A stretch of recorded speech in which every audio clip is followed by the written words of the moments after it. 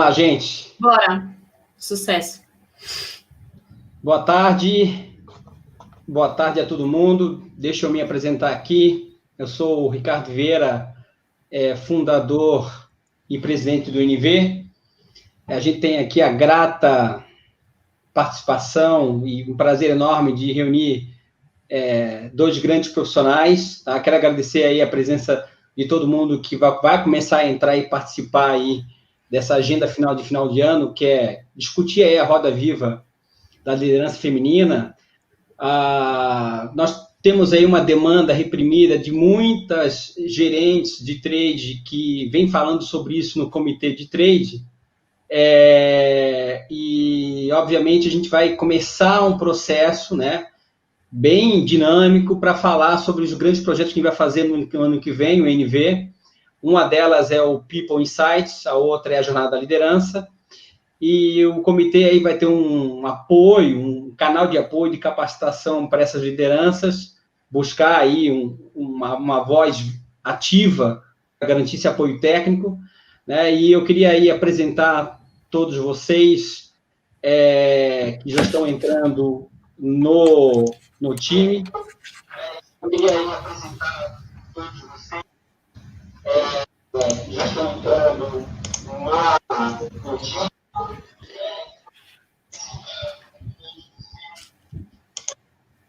Então, calma aí, ok.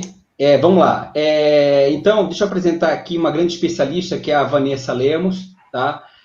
Já tem aí mais de 10 anos de desenvolvimento de liderança com a Pratique, né?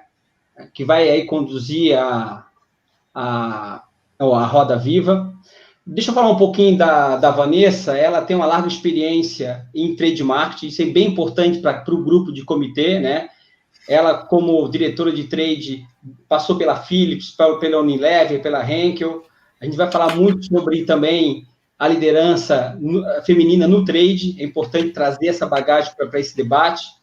E vai ser uma troca muito rica, muito prática entre todas vocês aí. Eu vou fazer aí um pouco do suporte e apoio.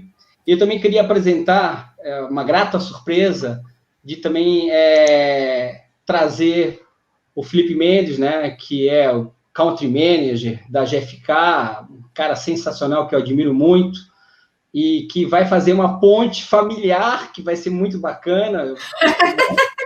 E isso eu posso comentar com vocês que foi uma grata surpresa.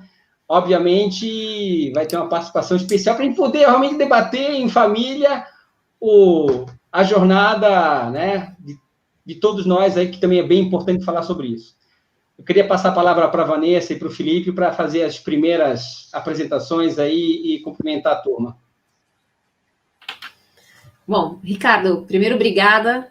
Obrigada pela live, por esse momento, e obrigada principalmente pela parceria. Eu e o Ricardo, a gente tem trocado muita informação sobre trade, sobre liderança, e agora, principalmente, sobre liderança feminina, e como é que a gente pode ajudar as mulheres a se sentirem mais seguras e confiantes para fazer acontecer e chegar numa gerência, numa diretoria, por que não numa presidência.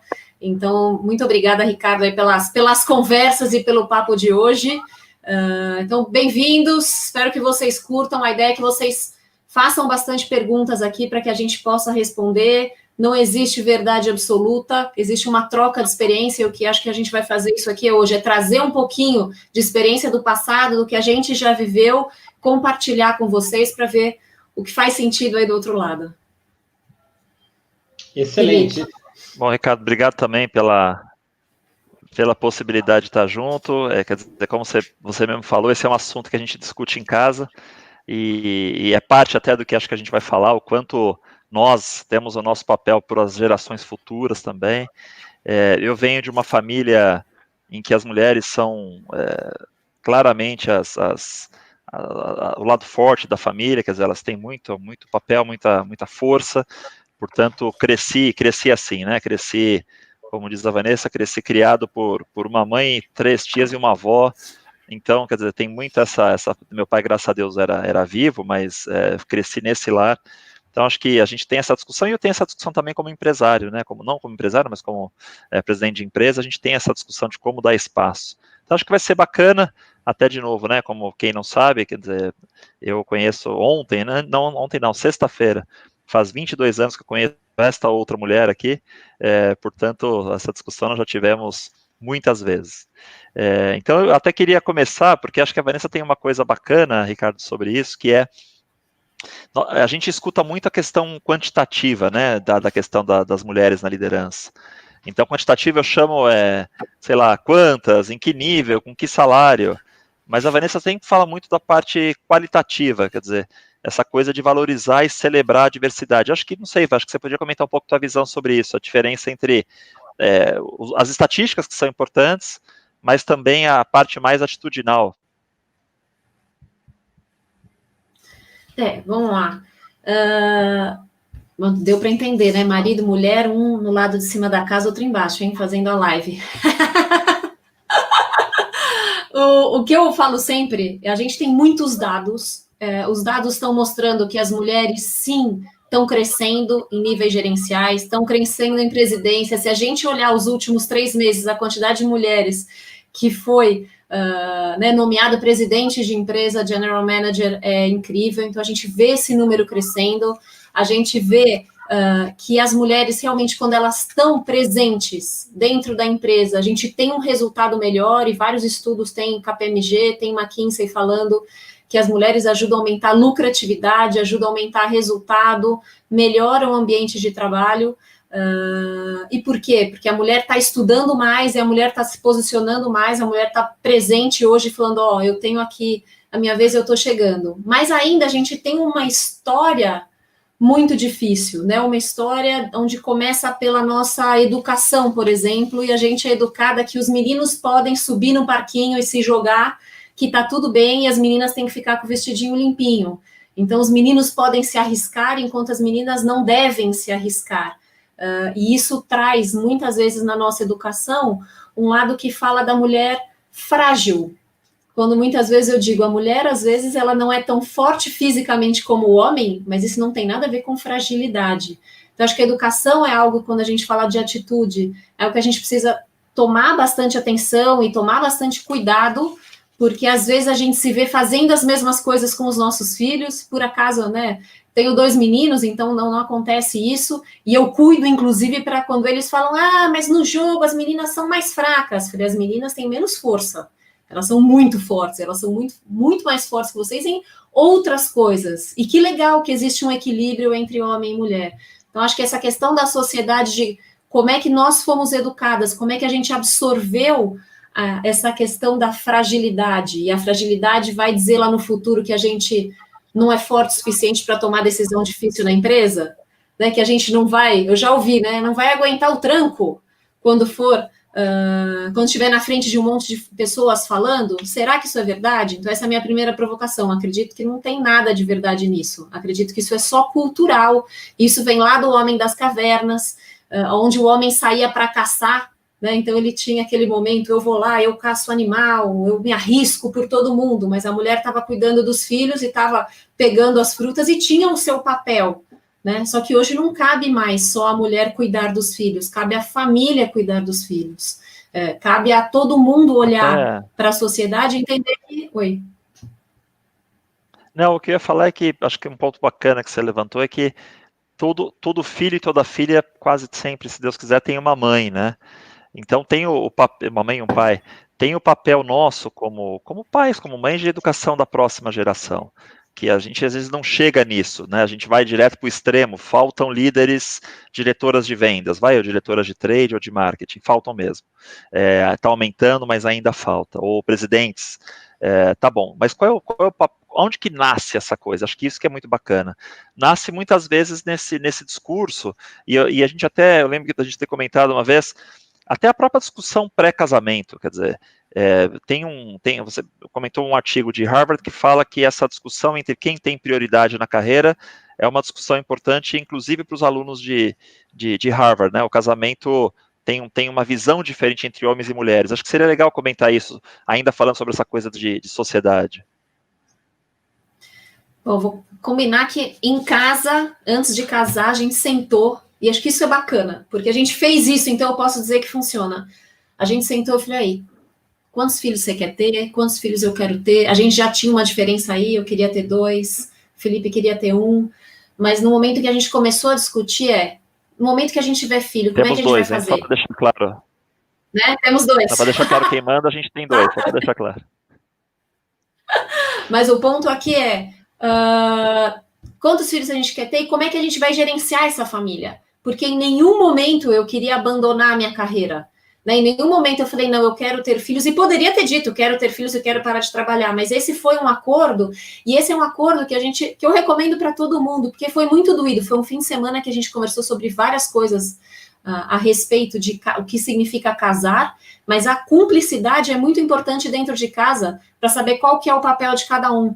E nesse estudo de Harvard que o Felipe está falando, onde eles estão comemorando, né, a entrada das mulheres, e hoje Harvard já tem 50% de mulheres, eles falam que a mulher, ela entra na carreira dela com as mesmas expectativas dos homens, né? Inclusive, assim, os mesmos ideais. Eu quero chegar longe, eu quero chegar lá. Inclusive, ela coloca lá em cima dizendo, eu quero ir mais longe, eu tenho vontade de chegar a cargos mais altos. Ela tem isso. Então, não tem uma mulher chegando dizendo, não, eu não quero. Estou falando ali Harvard, né? Aquelas pessoas que estudaram muito para chegar lá, que é a nata ali da sociedade americana, intelectual. Mas chega um momento em que é muito interessante.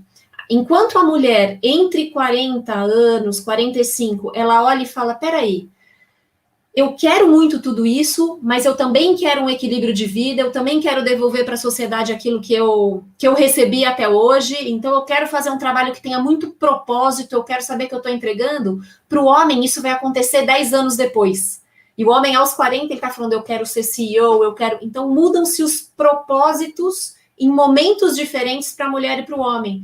E quando a mulher vai e ela chega na empresa, antes mesmo de mudar esse propósito, ela vai ver que ela não alcança tanto como o homem, e ela não chega tão longe quanto o homem. E a frustração da mulher é muito grande. Então, a gente tem expectativas dos dois muito parecidas, eles querem a mesma coisa, a mulher não sai do trabalho, ela não troca de trabalho porque ela está infeliz, ela adora o trabalho, mas sim tem uma mudança de propósito um pouco antes do que o do homem. Não sei se eu respondi a tua pergunta, Felipe. Não, respondeu. E uma outra coisa que eu lembro desse estudo, que a mulher, quando ela começa a carreira, ela imagina que a divisão em casa será meio que igual, né? A divisão das tarefas de casa serão muito parecidas. E os homens, maior parte deles, não todos, já assumem que não, que a mulher terá um papel maior nisso. E isso durante a vida, quer dizer, é um elemento de frustração feminino, porque durante a vida, as mulheres, essas mesmas mulheres que responderam essa pesquisa lá, logo depois de formadas, quando passa o tempo, elas percebem que elas assumiram muito mais coisas do que elas imaginavam no dia a dia, e isso de fato, quer dizer, de alguma maneira, todos somos humanos, então você trabalhar mais horas depois em casa compromete de qualquer forma o teu cansaço físico, o teu humor, a tua capacidade de estudo à noite. Então esse é outro elemento que eu acho bem importante do estudo. Era isso mesmo, né? Não, eu vi o dado do Brasil, que a mulher trabalha em casa 73% a mais do que o homem. Quer dizer, então ela vai ter a jornada dela de trabalho, ela chega em casa, ela tem uma jornada que é quase o dobro do que a jornada masculina. E aí é que faz com que 28% das mulheres, segundo o IBGE, ainda tenham um trabalho part-time. Então elas trabalham meio período, o que faz muitas vezes com que a indústria não consiga absorver essa mulher. Primeiro por uma questão de governo, de leis trabalhistas, e depois eu vou conseguir colocar uma diretora que trabalha 4 horas por dia, e não 12, né? Que na verdade a gente nem espera 8, a gente espera 12. Como funciona isso? E aí você falou uma coisa bacana da questão de governo, de políticas, etc.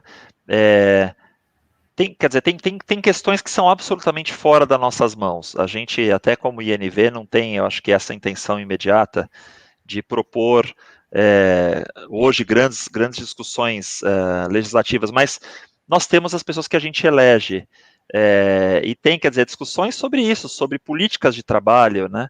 a licença maternidade, licença paternidade. Tem países que, se não me engano, o pai tem a licença paternidade depois da mulher. A mulher fica 6 meses, se for o caso, e quando ela termina, o homem entra com a licença paternidade para poder ficar ali mais 3 meses. Quer dizer, o bebê, quando a mulher está voltando, que é, bom, a gente que tem muita mulher, e eu trabalho, né, há 30 anos aí com muita mulher, vem aquela questão do peso, e aí está o homem em casa cuidando do filho naquele momento.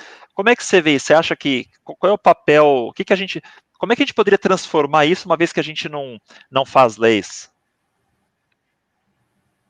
Eu acho que a gente tem que ser mais vocal, né? Eu acho que a gente tem que, primeiro a gente tem que saber quem que a gente está escolhendo. Falando de governo, a gente tem que saber quem que a gente está escolhendo. Não pode ser que a gente vote a favor só. Eu ouvi muitas pessoas votando, olhando para a questão de animais, que eu acho super bacana, olhando para a questão das escolas, mas a gente também tem que olhar para algumas coisas voltadas para a lei da mulher. O que a gente está buscando? Né? Uma licença, legal, a licença de maternidade passou de 120 para 180 dias, mas a do homem continua 5 dias corridos, né? Então a questão aqui é como é que a gente aprende a votar, escolher quem está defendendo ali. Eu acho que a gente precisa ser muito mais vocal nesse assunto. E dentro da indústria, eu acho que a gente também tem que chamar esse assunto. E ninguém está dizendo que quer trabalhar menos, pelo contrário, o que a gente quer é trazer essa questão de equidade. Então, o homem, ninguém pergunta se o homem, quando a esposa dele está grávida, se ele vai parar de trabalhar. Mas quando a mulher fica grávida, você vai parar de trabalhar? Ou já pensa, será que a mulher, quando voltar, não vai ter o mesmo foco? Porque ela vai estar pensando no filho, vai deixar a câmera em casa ligada, vai ficar ali no computador com a câmera olhando a criança, ela não vai conseguir ter o mesmo foco. E esse viés, ele vem de homens, mas ele vem de mulher também. Eu acho que a gente precisa trabalhar para que as pessoas entendam que sim, se você tiver uma estrutura e tiver um planejamento familiar para acolher o seu filho enquanto você está no trabalho, você vai fazer um trabalho excepcional, até porque depois que você vira mãe, está muito mais preparada para várias coisas, para vários desafios. O Felipe Requião, o Xará, grande figura. Não, vou colocar do Matheus, queria comentar uma coisa rápida que o Felipe, que é uma grande figura, diz. Um país em que o carnaval dura mais que a licença paternidade já coloca o homem no lugar do provedor que não pode deixar o posto e se responsabilizar pelo cuidado dos filhos. E a Lucélia, também outra grande, fala a importância da licença parental e não mais maternidade e paternidade. Eu lembrei que acho que tem um país, que eu não lembro qual, mas acho que é dos nórdicos, em que você tem 1 ano e você divide entre homem e mulher do jeito que você quiser. Se não me engano, tem isso. Se alguém souber mais disso, quiser colocar aqui no chat, a gente comenta com mais detalhe. Então, se eu quero fazer 9 meses mulher e 3 homem, ou 6 e 6, ou 7 e 5, enfim, você divide entre os dois e faz isso acontecer. Vamos lá, o Ricardo, você tinha feito com o Matheus, né? O Matheus tinha feito... O Matheus disse assim, o que é mais nocivo na sua opinião? A nossa cultura, que você citou, colocando a mulher numa condição frágil, ou ambiente de empresa que ainda, por exemplo, permeiam o assédio? Dá para votar? Eu acho que a nossa... Não dá para votar, mas eu acho que é a nossa cultura que faz com que a mulher que pareça frágil, e aí a mulher se sente frágil, se sente intimidada, que vai permitir que um homem vá e faça um assédio moral ou um assédio sexual. O que é importante é a mulher se sentir segura para ela falar assim, eu não estou entendendo o seu comentário. Eu não te dei liberdade para você falar assim, ou para você mexer comigo, ou qualquer tipo de coisa. Então, o que a gente precisa, na verdade, é que a mulher se empodere, que a mulher se sinta segura, que ela entenda que essa fragilidade que ela foi criada dizendo que ela não podia ter cicatriz, né? A verdade é essa. Você vai correr, você vai cair, você vai ficar com uma cicatriz, e aí ninguém vai gostar de você, e talvez ninguém case com você. E aí você não pode ter filhos, você não constitui família. Se a gente pensar em tudo que vai... O correr e o escorregar pode causar, é uma coisa louca, não tem que existir mais. Então, eu acho que eu não sei qual é o mais nocivo, eu acho que a questão das empresas do assédio sempre foram muito nocivas, e cabe à mulher parar. Eu acho que a primeira pessoa que tem que falar é o seguinte, olhando no olho, eu não te dei liberdade, é a mulher. Você tem que depois ir no RH, você tem que comunicar ao seu chefe, você tem que fazer todo o protocolo, mas você não pode se deixar intimidar por um homem que faz esse tipo de coisa, porque não tem boa intenção ali. Então, a gente precisa aprender a se posicionar, e a gente só vai se posicionar quando a gente confiar na gente mesmo, quando a gente deixar os nossos sabotadores de lado e falar assim, eu posso, né? E isso não vai me causar uma demissão. Mas a gente tem que acreditar. Oi, tem um comentário bacana aqui. Não, pode falar, por favor. Não, a Aline fez um comentário bacana. Por favor, pode falar, tranquilo. Desculpa, a Aline fez um comentário bacana que é: nunca vi perguntarem para o homem com quem costuma deixar o filho se tiver que viajar. E eu tenho um caso real, nós estávamos morando no México, e eu vim visitar a minha família e vim com meu filho pequeno na época, ele tinha 6 meses. E eu fui viajar só com o meu filho, claro. Então estava eu e ele, e aí a pessoa que estava fazendo o embarque, ela me olhou e falou assim: você vai viajar só vocês dois? Eu falei, sim. E a mãe dessa pobre criança? E eu fiquei tão bravo com aquilo, né, de me sentir incapaz de cuidar de uma criança. O outro lado, que eu fui, eu diria que irônico, mas quase beirando grosseiro, eu falei assim: você não sabe, ela morreu no parto. Olha que coisa horrível de se falar. Porque eu fiquei muito bravo com aquilo, e eu acho que essa coisa é um pouco né, passando a coisa para o outro lado. Por que quando um homem te pergunta isso, com quem vai ficar o filho, né? Eu não entendi por que a pergunta. Você sabe, eu sou casada, eu tenho uma família, então eu não entendi por que você me perguntou isso. Eu acho que esse tipo de coisa é importante mesmo, esse posicionamento ativo, e que tem uma questão de consciência, né, Van? Quer dizer, como estar consciente, ativo para aquilo, para assédio, para perguntas que diminuem, tem vários termos, falando um pouco de empresa, né, tem os termos lá em inglês, como é que chama? Appropriating, fala um pouco desses termos que eu acho que são interessantes. Peraí. Deixa eu ver se eu não sei se eu sei isso de cor, mas eu tenho eles anotados em algum lugar aqui. Cadê? Tá aqui. Deixa eu só responder aqui a pergunta: como é que a gente combate o viés inconsciente? A gente combate, na minha opinião, humilde opinião, a gente combate o viés inconsciente aceitando que todos nós temos. Que todos nós, de alguma maneira, tomamos uma decisão com algum viés, ou que a gente age com algum viés. No momento que a gente entende e fala assim, eu também tenho, a gente pode discutir isso de forma aberta. O que não pode é falar, não, isso aqui não acontece. Não, vamos deixar que naturalmente as coisas se resolvam. Eu não acredito que naturalmente se resolvam, porque naturalmente é colocar para debaixo do tapete. Eu acredito que a gente precisa ser vocal. Então, quais são esses vieses? A mulher é mais frágil, portanto, ela não vai aguentar trabalhar tantas horas? Ou ela se sente culpada porque deixou o filho em casa, então ela não vai tomar as melhores decisões?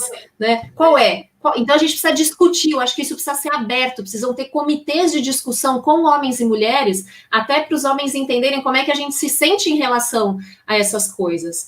Mas, citando, Felipe, o que você falou, existem 4 principais nomes aí que são em inglês e que estão sendo usados agora pelas mulheres feministas, né? O primeiro é aquele mansplaining, que é a mulher está falando, aí o homem, peraí, deixa eu te explicar melhor. E aí ele vai e explica alguma coisa que você sabe muito bem.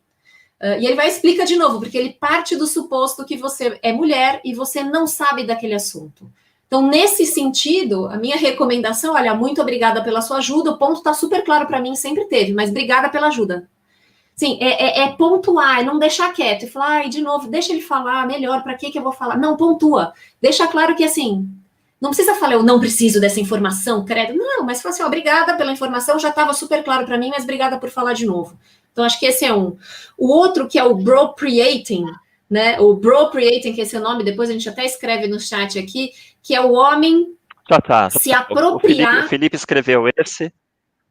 O Felipe Requião escreveu bropriating, mansplaining, mentorrupting e o gaslighting. Já escreveu então, assim, o bropriating escreveu lá, então pronto.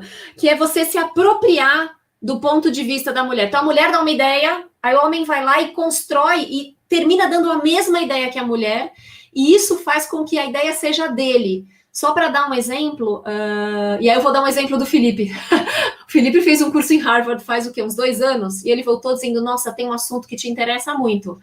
Começaram a fazer um estudo com as mulheres dentro dos MBAs de Harvard, e eles consideram sempre aqueles alunos top, que eles falam que são os 4% de alunos top, eles avaliam quem são, para saber se é mulher e tal.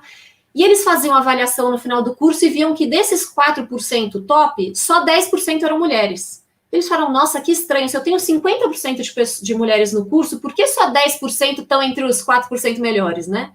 E aí, o que eles fizeram? Eles colocaram um professor assistente ao lado do professor que dava aula. E o professor que dava aula, ele ouvia os alunos e apontava quem tinha feito o melhor comentário, quem tinha sugerido ideia, quem tinha resolvido o case. E o professor assistente começou a fazer a mesma coisa.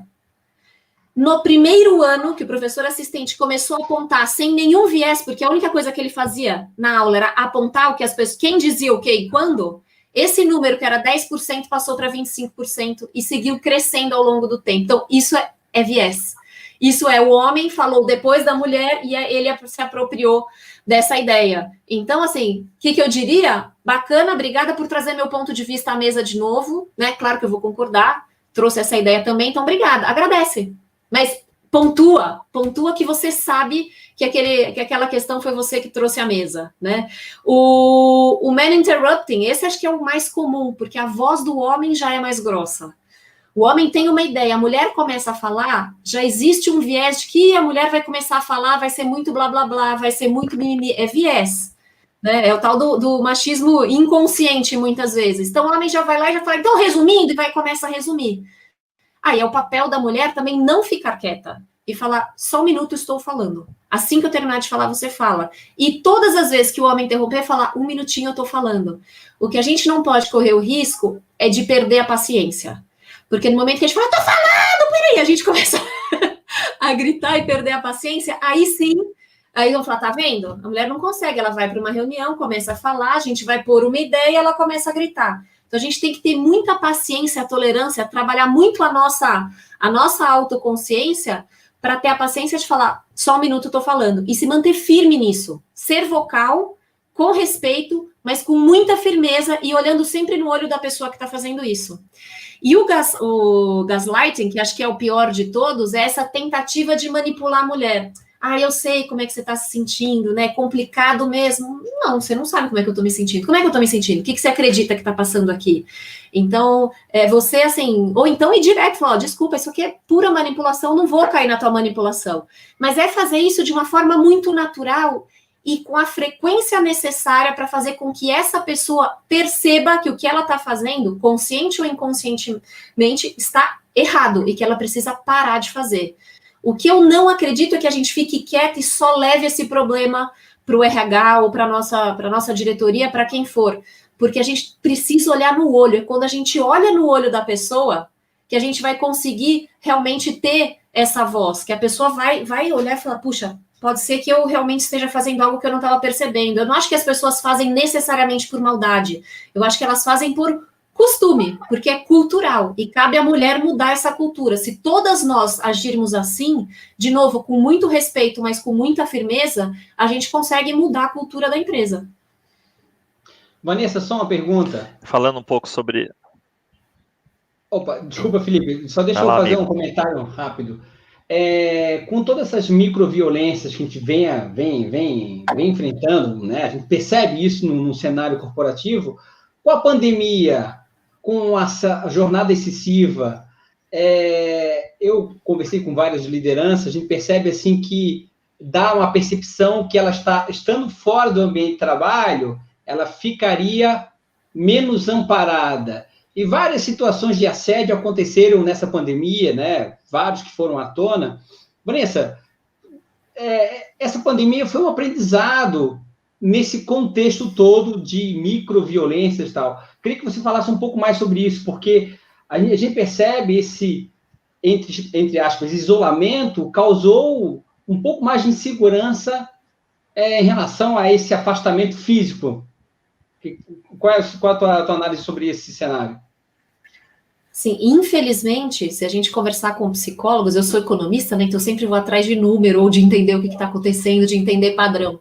E o que os psicólogos dizem é que aumentou a quantidade de depressão, aumentou muito, síndrome do pânico aumentou muito, ansiedade generalizada aumentou muito. E aí o que acontece com a mulher, vou falar especificamente da mulher, primeiro, a mulher ela tem uma tendência a querer ser mais perfeccionista. E eu acredito muito que isso vem a mulher não pode, a mulher não sei o que, a mulher é frágil, então ela acha que ela tem que ser boa em absolutamente tudo o tempo inteiro. Então ela tem que ser ótima dona de casa, ela tem que ser ótima filha, ela tem que ser ótima mãe, ela tem que ser ótima no trabalho, ela tem que ser ótima chefe, ela tem que ser ótima... E isso sobrecarrega a mulher. Quando a gente vem para a pandemia, a gente vem com aquele viés inconsciente de que quem cuida da casa é a mulher. Quem cozinha é a mulher, né? Quem vai limpar a casa é a mulher. E essa inconsciência vem das pessoas de fora, mas vem da mulher também, que olha e fala, eu tô aqui em casa, vão achar isso de mim. E como vão achar isso de mim? Eu preciso estar ainda mais presente. Então, eu preciso estar em todas as reuniões, eu preciso mostrar que eu estou respondendo todos os WhatsApps rápido, eu preciso responder todos os e-mails muito rápido, senão vão achar que eu estou em casa fazendo serviço de casa.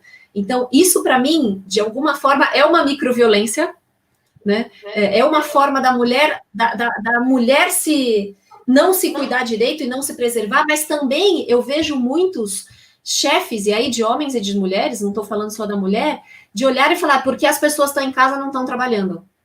Então, eu vi, para algumas empresas que eu trabalho, presidente de empresa aumentando radicalmente o controle das pessoas. E as pessoas não conseguindo entregar resultado porque elas tiveram que fazer planilha. Quase aquela planilha hora homem, o que eu estou fazendo a cada hora para mostrar para o chefe, porque o chefe não acredita que a pessoa está em casa. Então, nesse sentido, para mim, isso também é uma microviolência, porque não está confiando em mim, paga o meu salário, mas não confia na entrega, né? Para mim, isso é algo que tem que ser muito debatido, porque o modelo de home office, eu não acredito nele 100%, mas eu acredito muito nele parcial. Se você não tem confiança na tua equipe, e se a pessoa que está aqui não confia no chefe, como é que vai funcionar? Como é que a gente vai conseguir construir relações saudáveis, né? Não sei se responde a tua pergunta. 100%. Eu queria falar um pouco, entrando um pouco na questão de liderança, mas antes, como uma ponte, um conceito que eu acho que é bacana e que a gente acho que discutiu já, e você, e que é a questão da equidade e da igualdade. Eu gosto de resumir que se eu tenho 3 crianças, um de 15, um de 10 e um de 6, e os 3 querem olhar para cima do muro, igualdade é dar uma caixa do mesmo tamanho para cada um. Só que aí, logicamente, o de 6 ainda não vai ver, o de 10 vai ficar com o olhinho assim, o de 15 vai passar o peito, né? E equidade seria você dar caixas de tamanho diferentes para que todos possam ver. Como é que você enxerga a empresa e mais do que tudo, como você enxerga o papel das líderes mulheres nesse sentido, o tal do, como é que chama, o sororidade, dá um pouco a tua visão sobre a sororidade dentro dessa questão de liderança, né, sororidade. Então tá bom, eu acredito muito nessa equidade, mas acredito muito que a mulher não é menos que o homem, então não é que você precise dar uma caixa maior, talvez o que você precise é abrir o espaço. Né, você precisa no momento em que, senão a gente já parte do princípio que a mulher precisa de uma caixa maior, então assim, vamos dar uma forcinha, não é uma forcinha, a mulher quando chega, ela faz acontecer, os dados estão provando isso, a gente tem que ter cuidado só com a questão do que da caixa. Agora sim, o que a gente precisa fazer a gente já identificou como sociedade que isso é um problema, né, a gente não tem a igualdade, não só de gênero, mas racial, é um problema, a gente começou a discutir. Quem começou a fazer, as empresas que começaram a fazer ações afirmativas e promover a igualdade social no geral, começou a ver mais resultado, então a gente entende que é muito positivo você ter mais mulheres e todos os tipos de raça dentro da mesa, dentro da sala, numa discussão, por N motivos. A questão aqui é como é que a gente faz isso seguir adiante. Para seguir adiante, às vezes a gente precisa colocar meta. Eu não gosto de colocar, eu falo cota, é uma coisa que a gente é obrigado a fazer, meta eu quero fazer, eu quero cumprir, né? É bom, tem uma recompensa, então acho que a gente precisa colocar meta. Se eu tiver 2 candidatos iguais, com o mesmo potencial, puxa, pode ser que dessa vez, até atingir a minha meta, eu vou trazer uma mulher. Mas a partir daí, no momento que ela entrou, ela tem que performar e ela tem que entregar resultado. Se ela não entregar resultado, ela vai ser substituída por outra pessoa. Então, é nesse sentido que eu acredito que as pessoas precisam, como empresa, a gente precisa olhar e precisa colocar metas para trazer essa igualdade e essa equidade. E como mulher, a gente precisa ajudar a promover as outras mulheres. A gente precisa trazer, e isso eu também li no estudo hoje da McKinsey, que quando a gente tem mulheres como vice-presidentes e presidentes, o salário médio das mulheres que estão embaixo são maiores do que em outras empresas. Então, a mulher se preocupa mais com essa questão de igualdade de salário. Se o cargo é o mesmo, não tem por que a mulher ganhar menos. Então, isso é super interessante também de saber. Mas a mulher precisa, quem já está lá, né, a mulher que já está lá, ela também precisa ser vocal. E ela precisa trazer as outras... Ixi, até caiu aqui a luzinha aqui, ó. Falei com as mãos. Ela precisa trazer as outras mulheres para a mesa, ela precisa contar as histórias.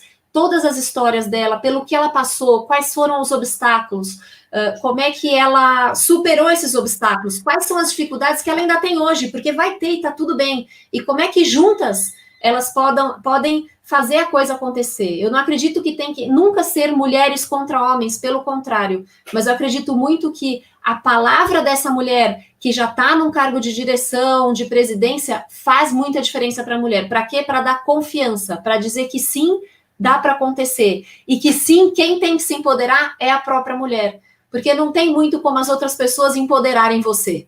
Né? Você que tem que ir lá e buscar esse espaço. As empresas podem dar oportunidades, mas é você que tem que ser protagonista e fazer acontecer, ir lá buscar esse espaço e pedir a vaga, e pedir a promoção, e não ter vergonha e esperar que as coisas aconteçam. Às vezes eu acho que a gente espera, fala, poxa, eu estou entregando tanto, como é que meu chefe não percebe que eu estou pronta?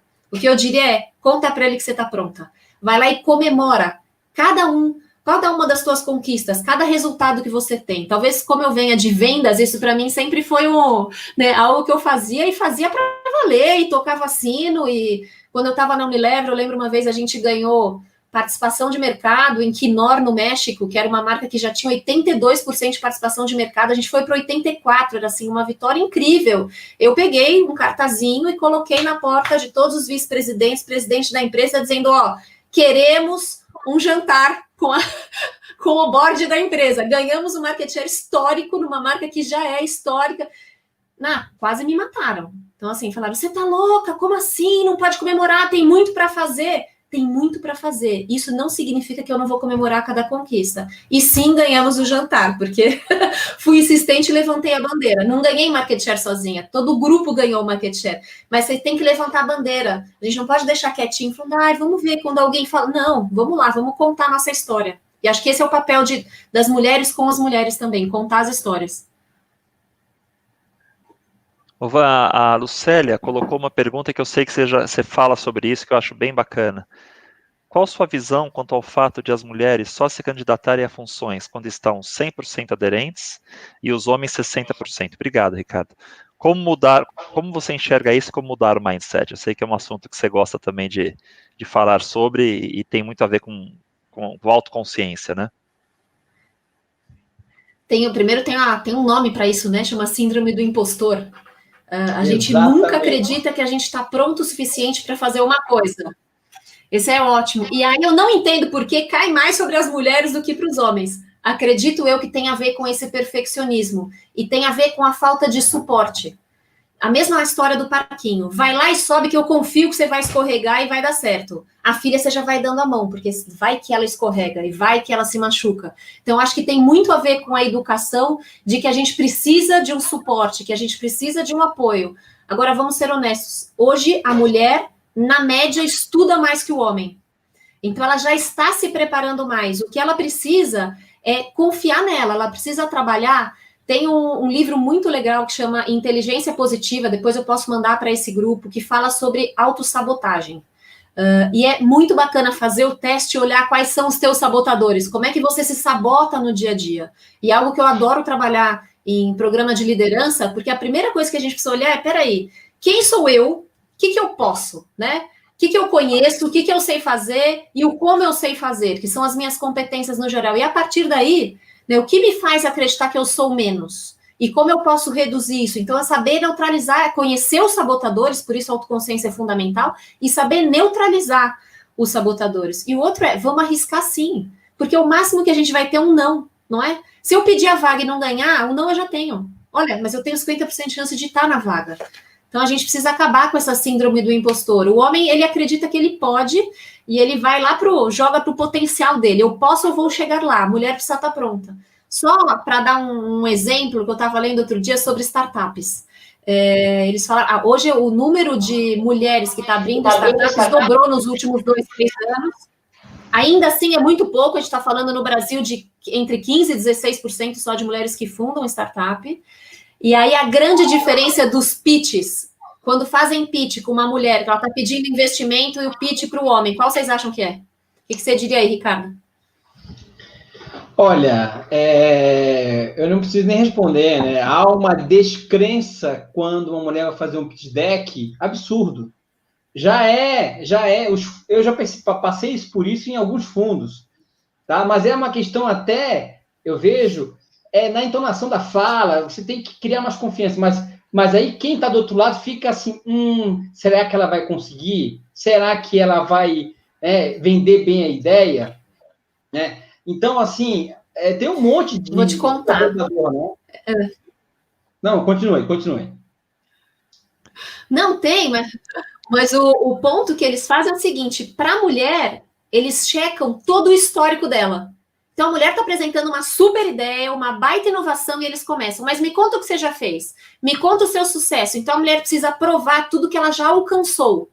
Quando o pitch é sobre homem, com o homem está fazendo ali o pitch, deixa eu entender o potencial desse negócio, quão inovador você é e quão arriscado você é. Então, de novo, a gente volta para a questão do o homem arrisca, a mulher não arrisca. E isso faz com que a mulher automaticamente entenda que isso é verdade, mas não é verdade. A mulher pode arriscar e ser bem-sucedida tanto quanto o homem. E ela pode ser, se ela quiser, firme como o homem, agressiva, que eu não concordo, mas pode ser como homem, e são só características. Mas como a sociedade já acha que é diferente, a mulher precisa provar, e o homem não, o homem arrisca mesmo, ele deve ter razão. Olha que louco. Não, o Lucélia, assim, até a Lucélia colocou um ponto aqui que depois eu vou comentar, mas assim, Vanessa, que eu quis dizer assim, que os fundos olham assim para uma mulher apresentando um projeto, né? Como é que você chegou até aqui, né? Me diz a tua trajetória até aqui, entendeu? Não acreditam que ela pode estar numa posição de apresentar um grande projeto, uma grande startup. Então, é isso mesmo que você falou, assim, o nível de sabotagem que tem a sociedade perante o espírito empreendedor da mulher, né? E isso, como fala o próprio Requião, é estrutural, né? Então, Vanessa, é estrutural e a gente falando tem um pouco que ir quebrando. Sobre liderança. Oi. Não, falando sobre liderança, que acho que é um pouco até do título aqui da live. Eu sei que você divide a liderança, falando um pouco sobre liderança feminina, mas liderança no geral, né? Nessa autoliderança, quer dizer, você se conhecer, se entender. Você tem a liderança de pessoas, que é o que a gente normalmente mais associa à liderança, Felipe, talvez, e também aqui. a liderança de situações. Como é que você divide essas coisas? Qual é a tua visão sobre por que essa quebra entre três?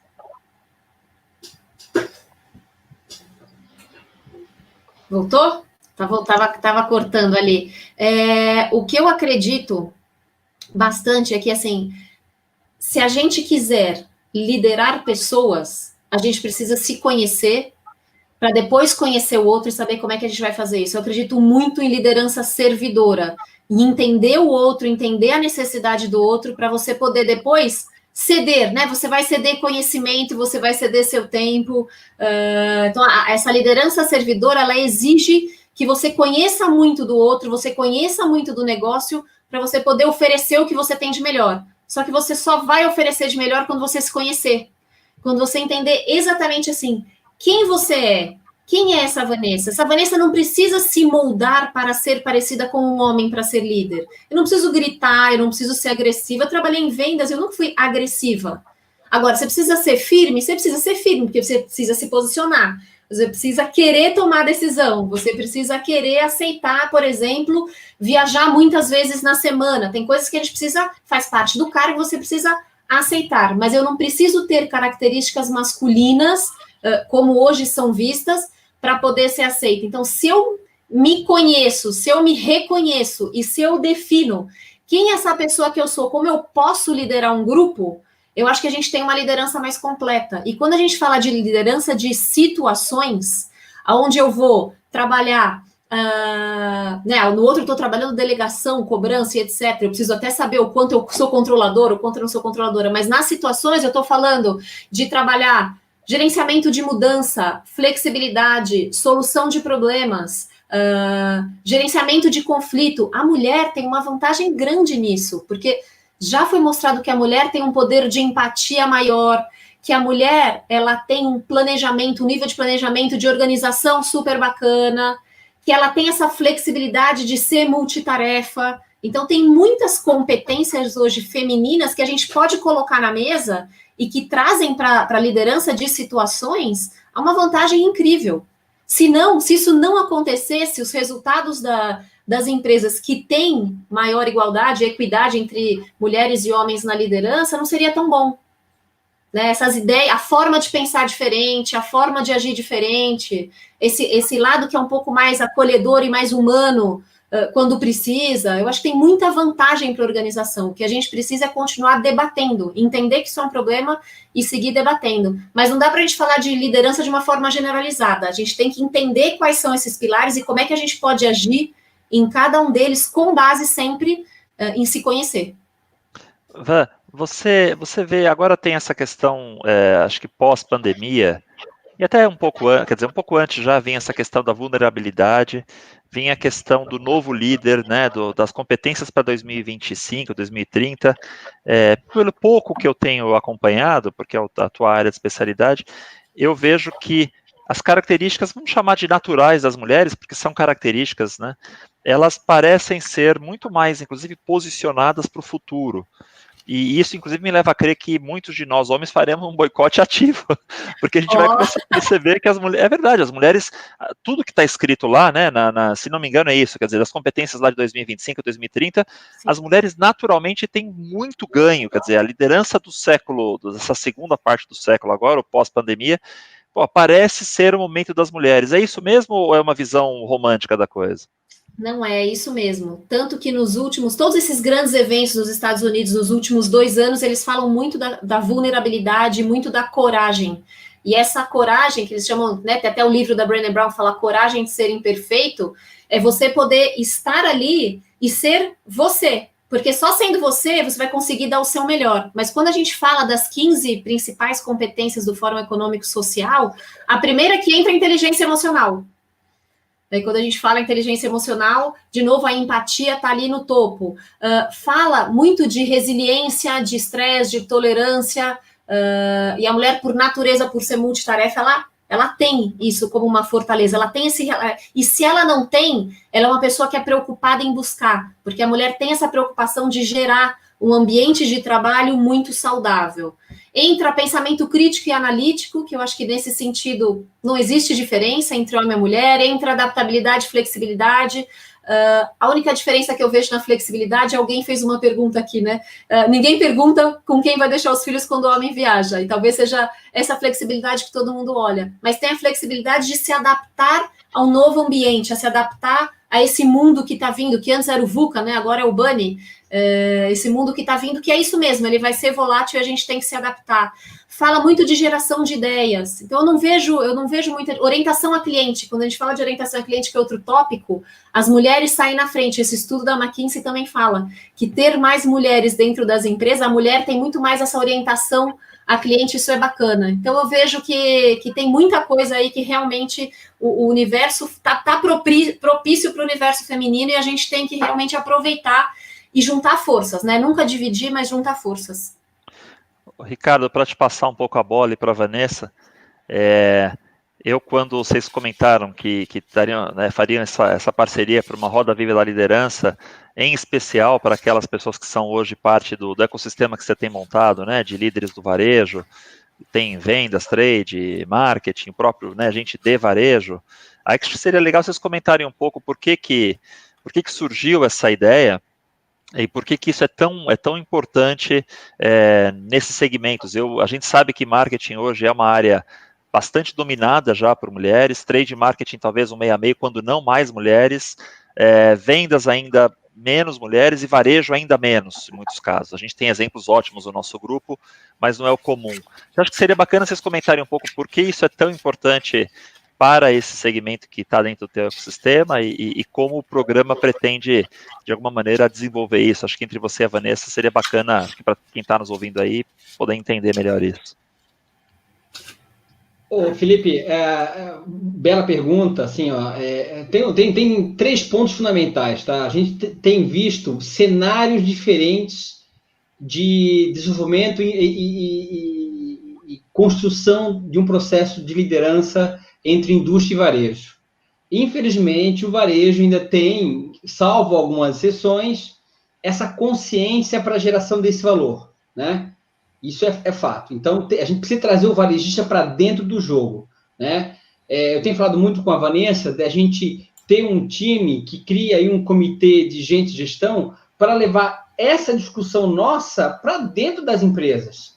Criar um movimento que faça criar um canal vivo, por isso Roda Viva, para que as empresas possam discutir isso abertamente, sem nenhuma retaliação, sem nenhum assim, um processo de ação afirmativa.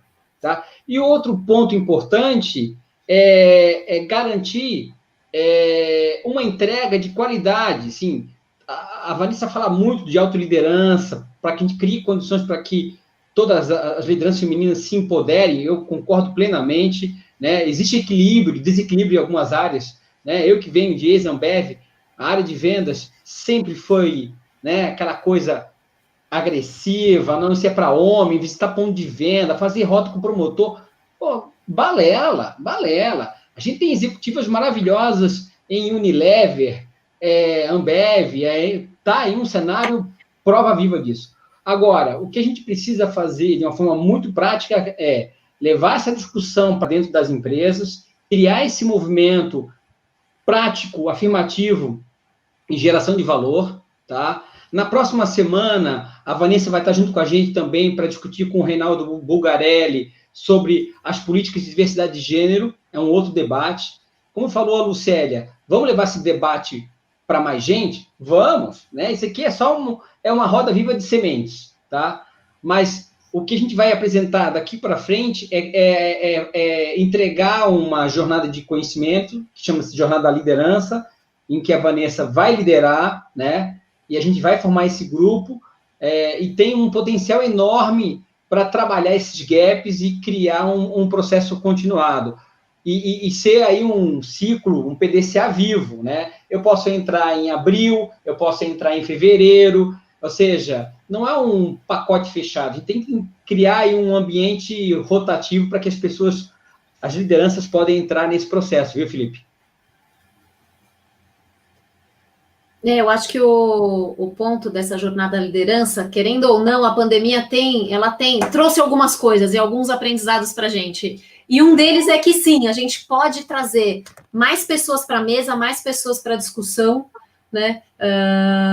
Dar um treinamento e ele ser viável e ter aprendizado. Eu acho que para mim, eu estava o tempo inteiro dentro das empresas, com isso a gente tem a nossa hora bem mais curta, a sensação é essa, você consegue abranger menos pessoas, de repente, conversando com o Ricardo, a gente falou, peraí, vamos dar um boom nisso, vamos trazer um curso bacana, né, um programa super completo de liderança, que é o programa que eu levo para as empresas, mas para mais gente, para que a gente possa atingir o Brasil inteiro e começar a fomentar essa questão do lifelong learning, da educação continuada, do aprender a aprender, que é outra competência que está lá nas 15 do Fórum Econômico e Social. Uma delas é o aprender a aprender. Então, como é que a gente fomenta isso, como é que a gente traz ferramentas de uma forma muito prática, com muita discussão, e foi aí que surge essa jornada da liderança que se vocês permitirem, eu vou colocar, posso colocar aqui na tela, Ricardo? Sem dúvida, eu tenho aqui também, eu posso... Ricardo coloca aqui no chat, no comments. E aí eu vou colocar... eu não estou mais vendo vocês me avisam se vocês estão vendo aqui a... Já está aqui, Iva. Pratique minha jornada da liderança online e ao vivo. E vocês estão vendo a minha tela? Da jornada da liderança? Vocês estão vendo o PowerPoint?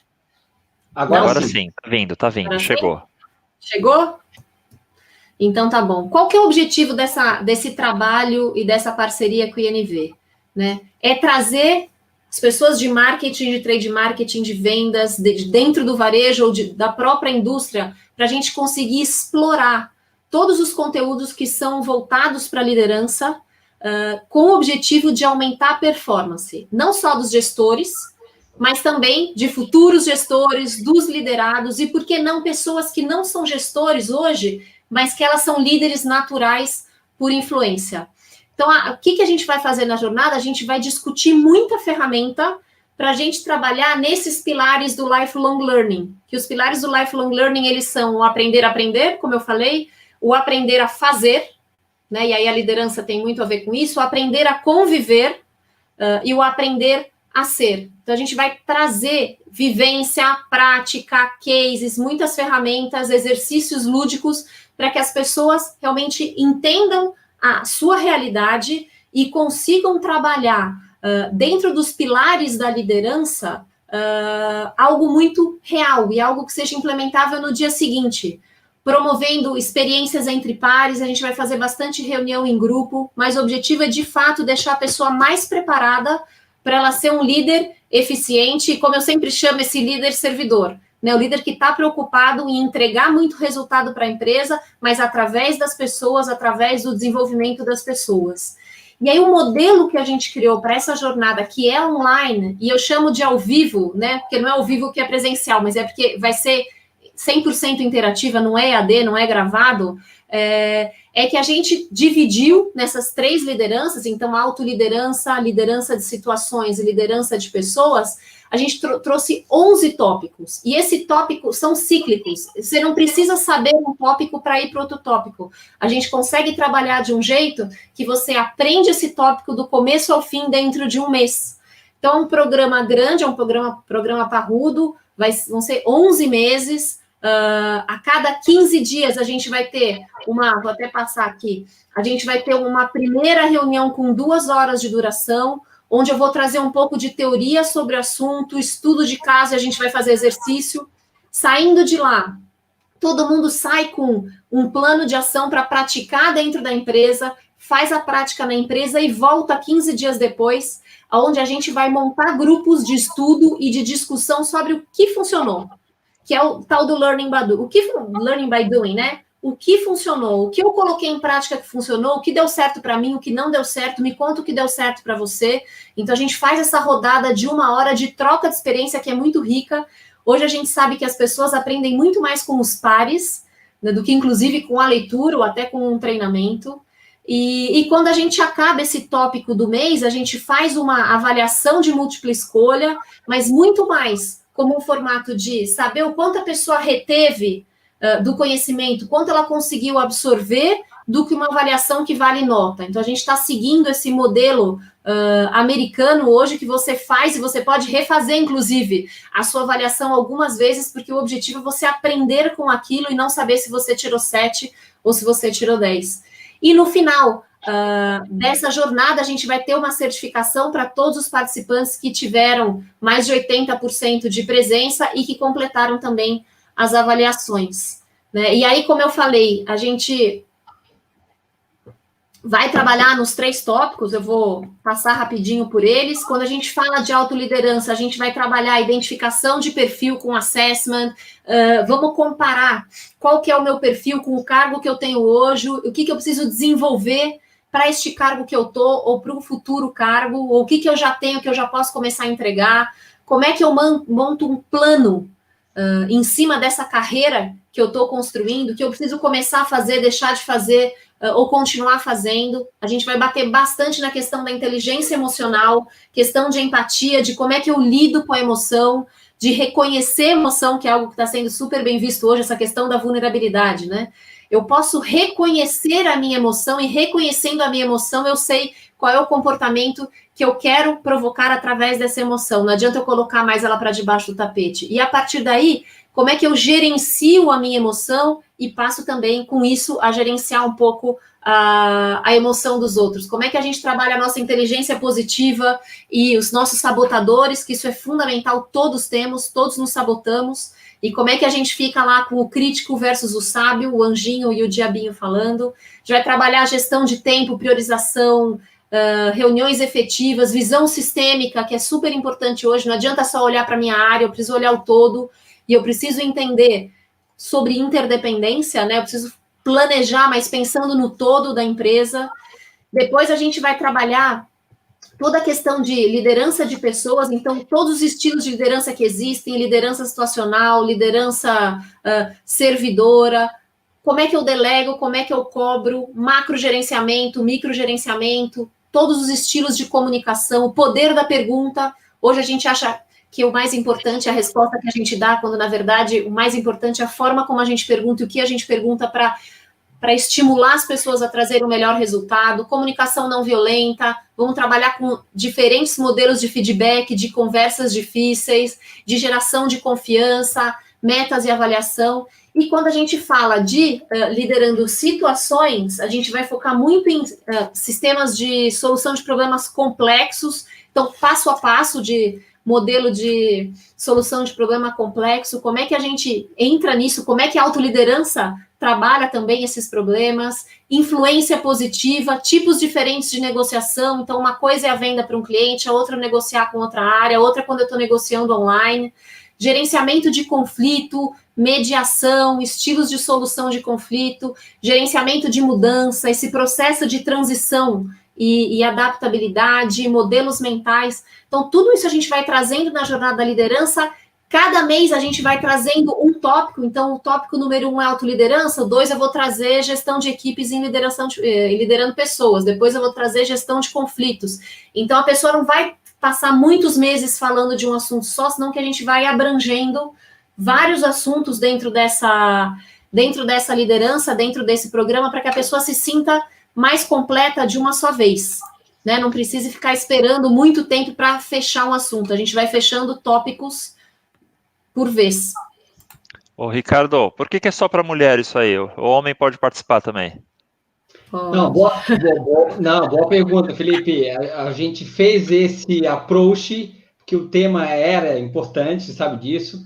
Eu que sou um promotor do programa da Pratique, eu já estou inscrito. A gente precisa muito trazer a cultura do aprendizado para o aqui e agora, né? Não adianta você ler 200 livros de liderança e você não souber desdobrar no dia a dia. Então, eu tenho uma biblioteca aqui enorme aqui de liderança, mas o aprendizado em par, como falou a Vanessa, é fantástico. Então, a gente vai fazer essa promoção aí para todas as lideranças de varejo e indústria, criar esses grupos de trabalho, que é muito importante, tá? Ou seja, quando você fala em capacitação, a Vanessa falando, cara, é um grupo até de mentoria, porque você leva o problema para a empresa, traz de volta, né? Eu não diria que é um programa de capacitação, é muito mais. Então, essa simbiose de entregar um pouco de mentoria, um pouco de coaching, um pouco de capacitação, nos empodera muito para alavancar muito o resultado no dia a dia, viu, Felipe? Agora, só respondendo a tua pergunta, obviamente, a gente vai trabalhar isso para todos os níveis, tá? Não há nenhuma restrição, tanto para a primeira liderança, por que não? Tanto para gerentes e diretores que estejam aí um diagnóstico que quer participar, e a gente vai ter aí uma jornada muito bacana no ano de 2021 com a jornada da liderança. E só reforçando o que você falou, Ricardo, que eu acabei não falando agora, o jeito que a gente montou, o estilo desse programa é um programa muito flexível. Então, se você começar, você pode começar em janeiro, mas você pode começar em fevereiro, mas você também pode começar em março.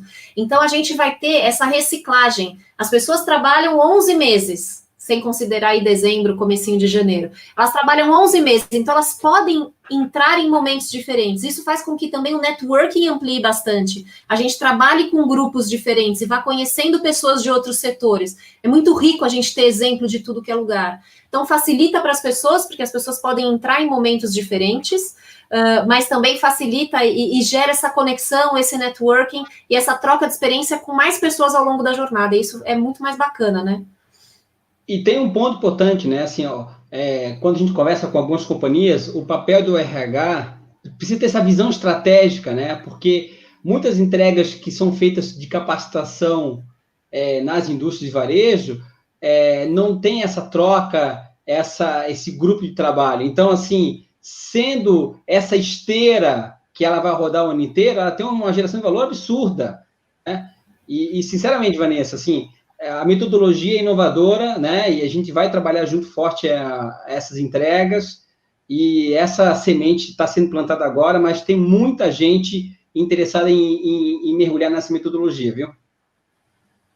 Não, com certeza. Estou muito feliz aqui de poder lançar isso junto com você, de novo, ainda mais para o varejo, né? Para todo mundo de trade e marketing, que é minha vida, foram 17 anos nisso, e hoje eu trabalho muito para vocês. Eu só saí de um lado e fui para o outro, mas eu continuo no mesmo meio. Eu acho que tem tudo para ser muito bacana, para gerar muito aprendizado e networking, que eu também acho que é super importante hoje. Essa troca de experiência e conhecer setores, não dá mais para a gente ficar parado, né? A gente precisa aprender o tempo inteiro para a gente se sentir vivo, porque a gente vai trabalhar quantos anos mais, né? Não tem essa de se aposentar aos 65. Então vamos agitar, vamos fazer o negócio acontecer.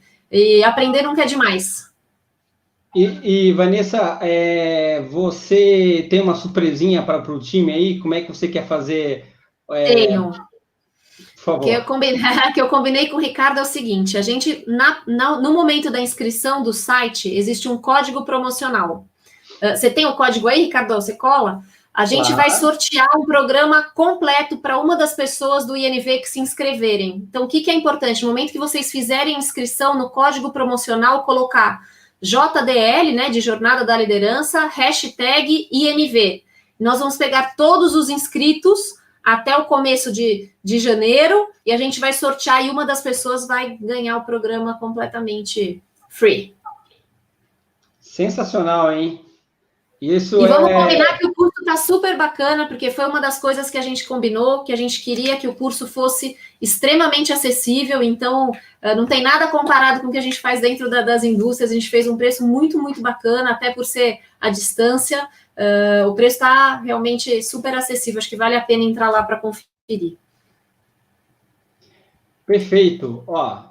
Vanessa, Felipe, eu queria também umas considerações finais suas aí em relação ao nosso grande bate-papo de hoje, e quero te antecipar e agradecer a tua participação, e essa dobradinha foi infalível. Obrigado mesmo, viu? Obrigado. Para terminar, um conceito único que eu aprendi nessa questão de lideranças as pessoas, a gente começa aceitando ou trazendo para a empresa, a gente passa para a segurança, elas têm que se sentir seguras, depois elas têm que se sentir valorizadas por contribuir e finalmente celebradas por serem diferentes. É uma escada, né? Primeiro é trazer, então não tem jeito, você tem que trazer gente. Depois que você trouxe, a pessoa tem que sentir que quando ela fala, quando ela se posiciona, as pessoas aceitam aquilo e valorizam. Depois ela precisa começar a ser convidada para participar. Então, eu queria muito a tua visão, porque você tem uma visão diferente. E, finalmente, celebrar o indivíduo, celebrar qualquer uma das pessoas, cada um tem o seu ponto de vista. Eu acho que uma atividade como essa que vocês propuseram aqui do treinamento, pelo network, ela vai gerar essa discussão, cada um vai escutar o outro e vai aprender que no final das contas, quase sempre a diversidade é o que gera, já diria Darwin, né, o mais preparado, o mais resistente, a diversidade é o que gera essa fortaleza. Obrigado pela oportunidade de estar junto com vocês e boa sorte aí nessa jornada. Obrigado também aqui a todo mundo que colocou várias perguntas, muito bacana. Obrigado. Vanessa, eu queria nos teus comentários finais, e em nome do NV, fico muito agradecido por essa parceria, uma entrega de qualidade, a gente tem visto aí teu trabalho de longa data, vai ser uma parceria de longa data mesmo com o NV, e inclusive, há aí, no planejamento nosso de 2021, 2 eventos que vão falar sobre liderança, que obviamente vamos estar juntos nessa entrega, viu? Já fica aí o convite para 2021. Tá aceito. Não, obrigada. Muito feliz de estar aqui de novo, muito feliz por todas as trocas que a gente tem tido nos últimos meses, acho que é super enriquecedor. E aqui o meu recado vai muito para as mulheres, né?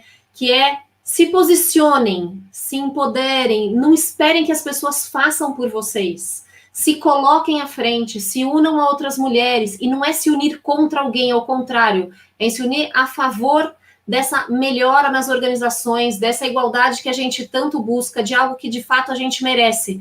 Então, para isso, tem que investir tempo trabalhando no autoconhecimento, na nossa inteligência emocional, nos nossos sabotadores, porque, assim, lidar com situações desafiadoras que vêm junto com a liderança não é algo fácil, mas se a gente precisa se preparar para estar feliz, para conseguir se sentir forte para ir para lá, vamos embora, vamos se preparar.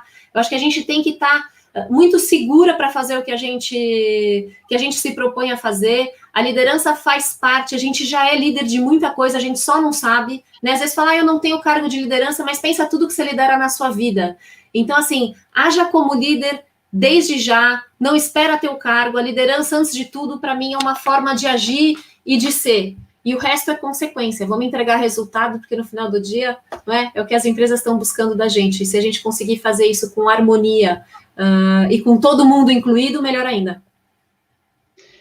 Vanessa, eu vou fazer um desafio para você, que eu adoro desafio, né? Vamos fazer um segundo Roda Viva, tá?